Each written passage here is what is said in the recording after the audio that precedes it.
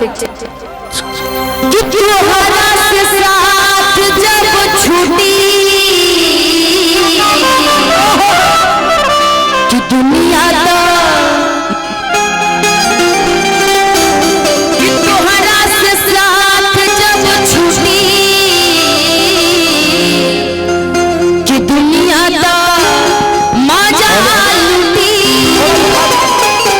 कि तू चल जाइबा छोड़ के दिलवा कि तू चल जाइबा तोड़ के दिलवा कहिए टूटी टूटी भइल कहिया ना सयान हो साली तय हो लगल जा। बोलो भैया रुकिए निशा, हम एक बात बोल चाहते नहीं भैया ये कि हमें को स्टेज पर बोल दे रहे कि फोटो देख के हमरा थोड़ा सा हाथ बीट बढ़ गई, ऐसे हमरा बड़ा प्रॉब्लम भइला।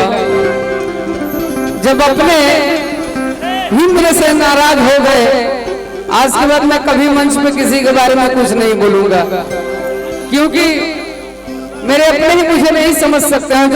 जब आपके अपने लोग आपको नहीं समझे तो अंदर से थोड़ा सा इंसान टूट जाता है। इसलिए बाकी दुनिया जाए अपने जगह पे कहीं भी,